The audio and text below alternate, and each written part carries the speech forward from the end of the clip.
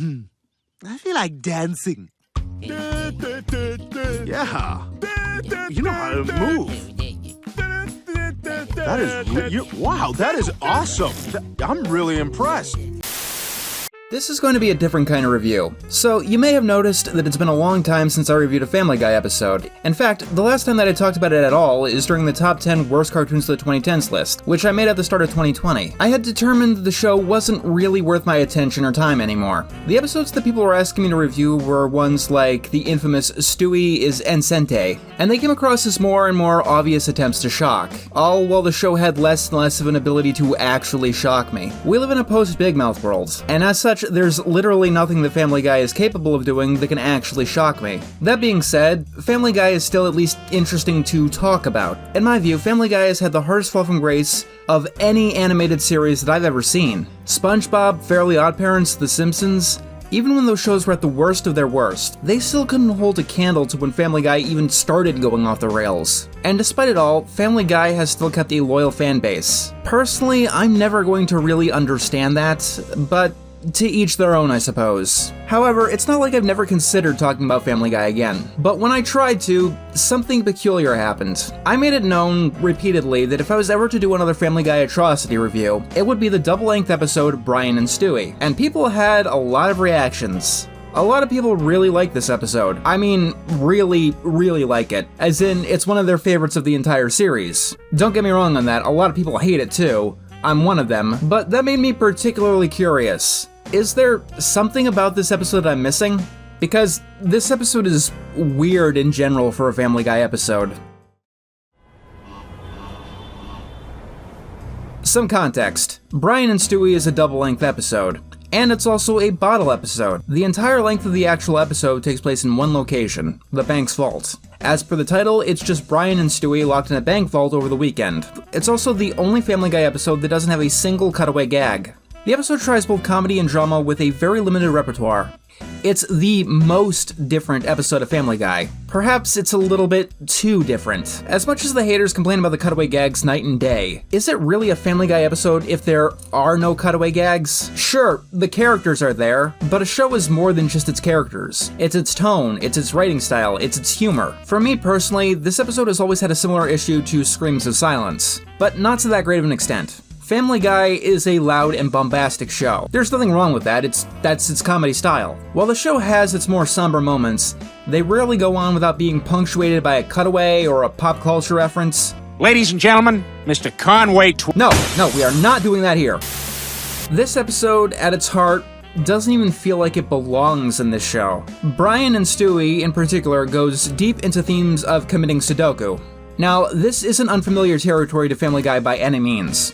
One of its most famous and loved episode, Brian Wallows and Peter Swallows, is about a bitter old woman whose glory days are long behind her, to the point where she tries to hang herself. After this heartfelt moment, where Brian convinces her not to, she gets hit by a truck and she dies anyway. To be as straightforward as I can.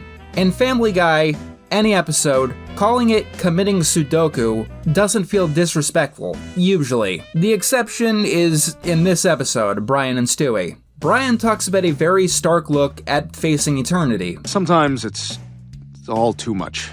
What is? Life, everything. Yesterday, when you said, I don't live with purpose, you were right. I don't.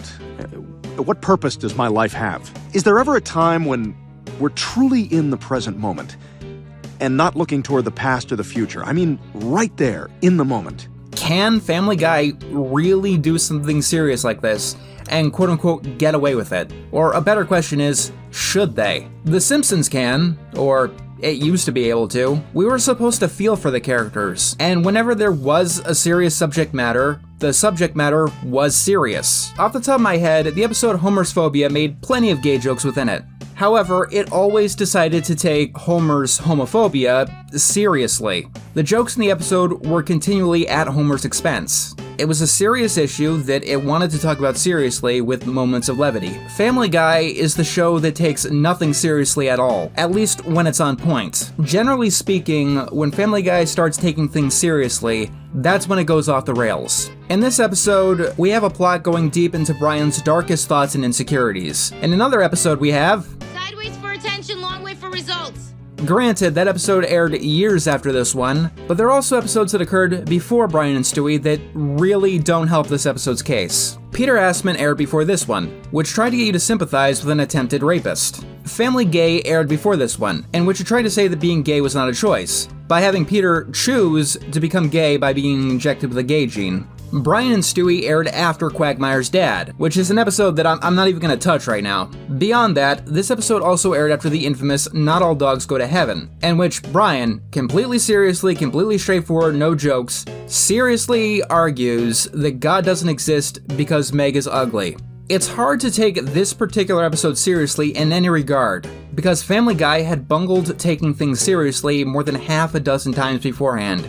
Of course, one thing in this episode's favor is that it's Brian and Stewie. Even when the show started going bad, a lot of people pointed to these two as the show's one main saving grace. Before or after they dropped the evil baby shtick, their chemistry was always on point. They proved great foils to each other, and their Road to series proved to be some of the best in the entire show. Road to Rhode Island or Road to Rupert, Road to the North Pole is even considered one of the best episodes of the modern show, and not just for the song either. I can see a lot of people really getting a lot out of their reactions in this episode. What Brian and Stewie say to each other can come across as very heartfelt. What would I do if you weren't here? You're my only friend, Brian. If I didn't have you, I'd be lost. You'd be okay. No, I wouldn't. I mean, I love you as one loves another person whom one simply cannot do without. I love you too, Stewie. On the other hand, I can see this not working for you at all. For point, let me tell you exactly where this episode dies for me. The singular moment that gets me to lose this episode so far that no matter what it does, it can never get me back. Eat it. What? Eat it, Brian. Let me describe the episode Brian and Stewie for you. These two characters are trapped in a bank vault, and they have serious discussions about life, death, ending it, and the purpose of it all. And they start having these discussions after one character forces another character to eat his shit, eat his vomit, and then lick his ass. It is really a microcosm of the entire problem with Family Guy doing anything serious. What would I do if you weren't here? Please explain to me how I am supposed to feel something for this. This character just made the other character eat his shit. I don't care how the episode justifies it or explains it or whatnot. It is one of the grossest jokes in Family Guy history, and it completely sets the wrong tone for the episode, because it's the first fucking thing that happens. Rewatching this episode, I forgot that the diaper eating scene was one of the first things in the episode. But no, their funny banter about health bars, acting drunk, or talking about committing die is all under the stench of eating a rotten diaper. I genuinely don't know how anyone can take this seriously afterwards. And what's worse for me is it makes the chemistry between Brian and Stewie impossible to take seriously in this episode. Out of context, what Brian and Stewie talk about does sound very poignant and heartfelt. And maybe it is, but it's stuck in its own context. At this point in my career, I think that I've grown beyond complaining about ew gross, but the gross out gag is legitimately a structural problem here. Personally, I would take all of the cutaways, all of the pointless subplots, dad noises jokes, and Conway Twitter digressions for this diaper shit to not be here. Because with all of those things, the episode could have worked. With Stewie making Brian eat his diaper, the episode cannot work. For full fairness, let's talk about the episode as if the diaper was not a part of it at all. Let's say that it's cut completely out in reruns. What would I think about Brian and Stewie then? The episode would improve quite a bit, but I still don't think I'd be too fond of it. Bottle episodes in general are hard to do. They can be quite slow and meandering. And while this isn't the most meandering episode of Family Guy I've ever seen, it can be quite dull. Stewie's subplot about the $3,000 jacket isn't very funny or interesting. Stewie getting his ear pierced is just gross, but to a less of an extent. The camera thing doesn't amount to anything before it's destroyed. I mean, there are a couple of gags that work, most of Brian and Stewie being drunk, but for the most part, the episode isn't even really trying to be funny. A lot of it is just banter, which is kind of a problem for a comedy show like Family Guy. So much of this is relying on heartfelt moments and building these two together. But even taking the episode on those terms, I think that Brian and Stewie have way better chemistry in episodes like Road to Rhode Island. You put Family Guy in a single room with no cutaways, no pop culture references, and none of their bizarre characters. While you don't have the worst, most annoying piece of the show, you don't have any of the good pieces that actually makes it work either. All in all, Brian and Stewie is just a very empty episode. It's so empty that they couldn't even hit that advertised double-length time limit. A typical Family Guy episode is 22 to 26 minutes. This one is only 28 minutes, when a true double length would be 45. True, it is slightly more impressive because they don't have a subplot in this episode, but still, they don't come close to the advertised time limit. They fill in the remaining screen time with songs from previous episodes that were supposedly cut. I don't have much to say about them except, if that is true and they were cut, I can only say, good call. I can get that some people like this episode, even really like it, and if you can look past the diaper and the vomit, good on you. I definitely can't, and I know a lot of people who can't.